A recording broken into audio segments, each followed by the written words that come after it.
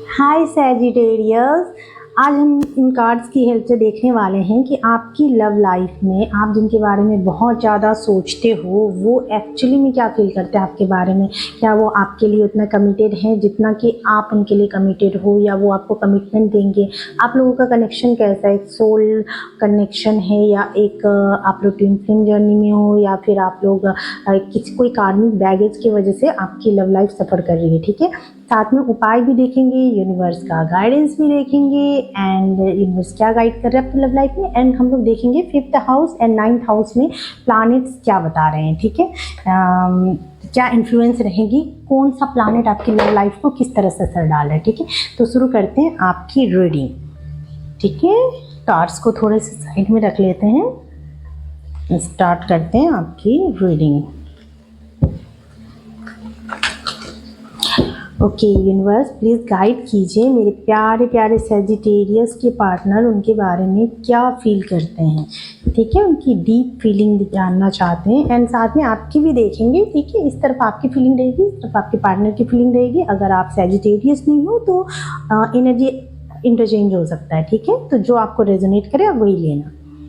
Okay, आपके partner थोड़े से अभी डिसअपॉइंट फील कर रहे हैं। ठीक है, अपनी लव लाइफ में, चूँकि कप्स का कार्ड है तो कप्स का कार्ड बता रहा है कहीं ना कहीं इमोशनल लैक फील कर रहे हैं। भले बाहर से खुद को बहुत स्ट्रांग दिखा रहे हो कि मुझे नहीं चाहिए, मैं जैसा हूँ मैं वैसा ही अच्छा हूँ, लेकिन वो अंदर से डीप डाउन बहुत ही लैक फील कर रहे हैं एंड स्ट्रांग बनने की कोशिश कर रहे हैं। ठीक है, ग्राउंडेड हैं, अपने सेल्फ ग्रोथ पे ध्यान दे रहे हैं, अपनी रिस्पॉन्सिबिलिटी, अपनी जिम्मेवारियों को समझ रहे हैं और उन पे ध्यान देने की कोशिश कर रहे हैं कि किसी भी तरह मैं अपनी रिस्पॉन्सिबिलिटी पे खरा उतरूँ, अपने लोगों के लिए अच्छा करूँ। एंड चूँकि हम आपके लिए फीलिंग देख रहे हैं तो एक तरह से ये कहा जा सकता है कि आपके लिए बहुत प्यार है, बहुत अफेक्शन है एंड आपका केयर भी करना चाहते हैं। ऑब्वियसली किंग ऑफ पेंटिकल का कार्ड आया है जो ये बता रहा है कि पार्टनर आपके लिए कमिटेड भी है, लॉयल भी है, लेकिन थोड़े से प्राउड में है एंड अभी अपने ऊपर ध्यान देना चाह रहे हैं, क्योंकि 9 ऑफ पेंटिकल का कार्ड है।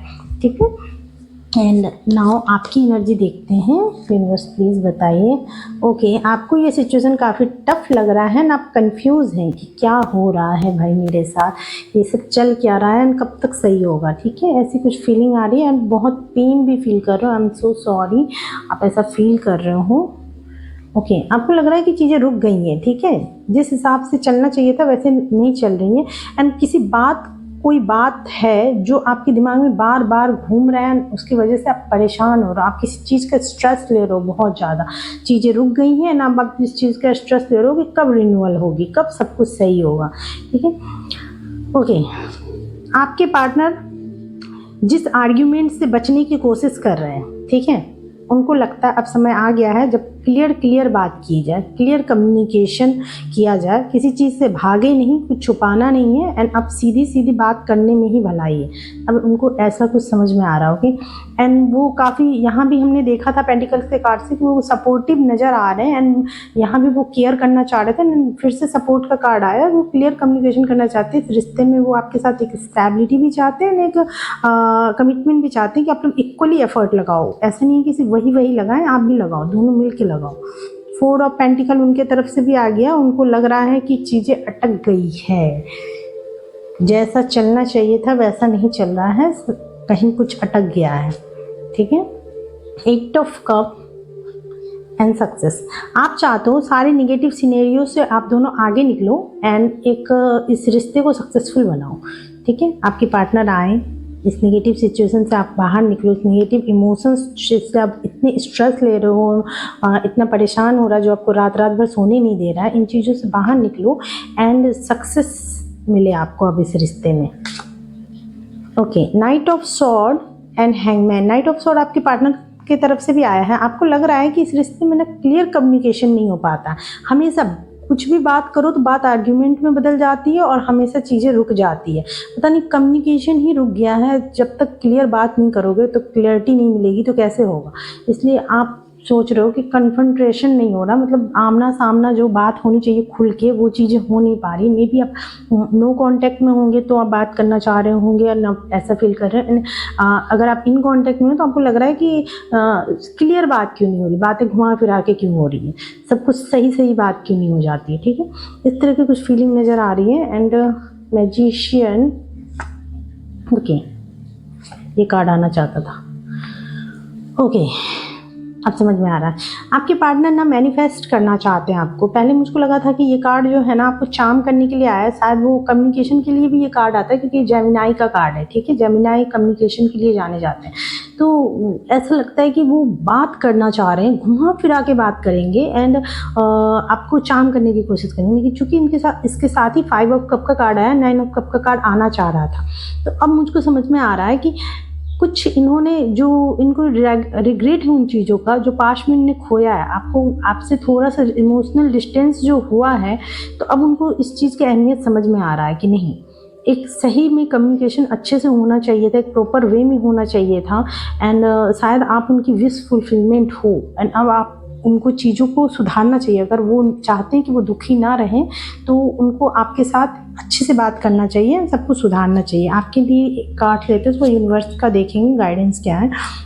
4 of sword and king of cup. आप चाहते हो आपकी रोमांटिक लाइफ वापस से अच्छा हो जाए, दुनिया से दूर आप लोग कहीं जाओ एंड एक दूसरे के साथ अच्छा टाइम रोमांस के साथ बिताओ। साथ ही आप थोड़े से इमोशनल मैच्योर भी बन रहे हो एंड अपने आप को थोड़ा कंट्रोल करते हुए भी दिख रहे हो। यूनिवर्स गाइड कर रहे हैं। ओके, एक ट्रांसफॉर्मेशन पीरियड चल रहा है जहाँ पे आप लोग कंफ्यूज हो, आप प्रायोरिटी नहीं सेट कर पा रहे हो कि एक्चुअली में क्या चाहिए। बहुत ज़्यादा डे ड्रीमिंग चल रही है आपके रिश्ते में। अभी आप कुछ सोच रहे हो, आपके पार्टनर भी कुछ सोच रहे हैं एंड यहाँ पे एक क्लियर ग्रोथ की ज़रूरत है, सेल्फ डेवलपमेंट की ज़रूरत है। ठीक है, अगर आप अपनी सेल्फ ग्रोथ पे ध्यान दोगे ना, अपने डर से, आपको डर पे काबू करने की ज़रूरत है। आप लोग बहुत ज़्यादा डरे रहते हो, आपको इस रिश्ते में सक्सेस मिलेगा। ठीक है, अभी जो कुछ चीज़ें अनस्टेबल थी ना, जो बर्डनड सम चीज़ें थी, वो चीज़ें अनस्टेबल थी एंड इसीलिए वो, जैसे मान लो कोई चीज़ पक्की नहीं होती है ना, जैसे कोई लव भी हो, शुरू में होता है, फिर थोड़ा डिटैच होते हैं ना, तो फिर वापस से हम लोग एक हो जाते हैं,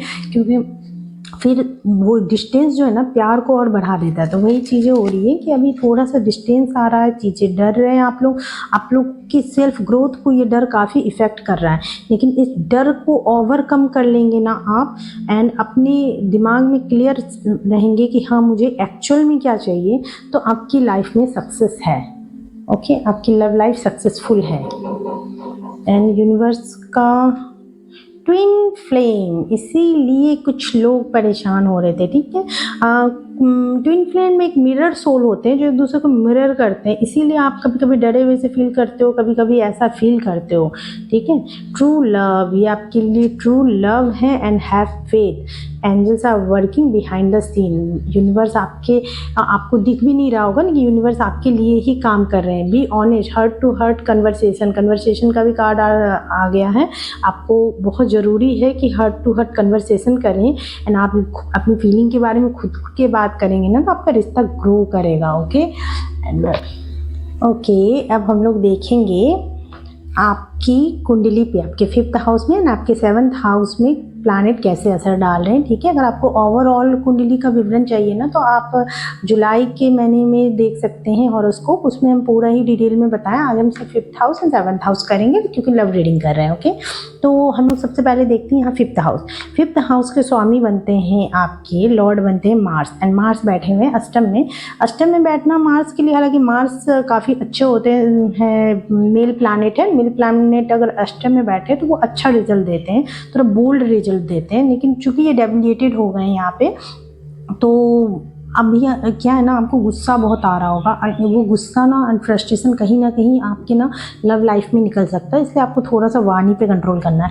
सेकेंड, हम देखिए कि आपकी जो एसेंडेंट लॉर्ड यानी कि आपके लग्न के स्वामी बनते हैं जुपिटर। जुपिटर आपके 7th भाव यानी कि शादी के घर में बैठे हुए हैं एंड यहाँ पे बैठे हुए जुपिटर जो है ना, वो राहु के नक्षत्र में बैठे हैं, राहु जुपिटर के नक्षत्र में। तो इन दोनों का ना एक को रिलेशन बन रहा है, जिसकी वजह से कम्युनिकेशन अगेन बहुत बड़ा मैटर बनता है आपके ओवरऑल चार्ट के लिए। ठीक है। एंड तीसरा अगर हम बात कर ले वीनस का, तो वीनस जो है ना जुपिटर के साथ बैठे हुए हैं, सप्तम भाव में बैठे हुए हैं। सप्तम भाव हालांकि जेमिनाई के राशि में बैठे हुए हैं वीनस, तो उतने अच्छे नहीं है अभी तक। तो वो यहाँ पे बैठे हुए थे, षष्ठम भाव भी वीनस के लिए अच्छा नहीं था। तो अभी तक आपने जो भी कॉन्सिक्वेंसेस, जो भी प्रॉब्लम झेला है अपनी लव लाइफ में, ये जुपिटर के साथ बैठ के यहाँ पे उसको थोड़ा बहुत सॉर्ट आउट करने की कोशिश करेंगे, तो थोड़ा बहुत आपको मिक्स रिजल्ट देखने को मिलेगा आपकी लव लाइफ में। इससे पता चलता है कि हमारी लव लाइफ को कौन प्लैनेट कैसे रूल कर रहा है, एंड अब इससे बचने के लिए हमको क्या करना चाहिए। ठीक है, फर्स्ट आपके पंचमेश मार्स है। मार्स से रिलेटेड आप लाल किताब का उपाय कर सकते हैं।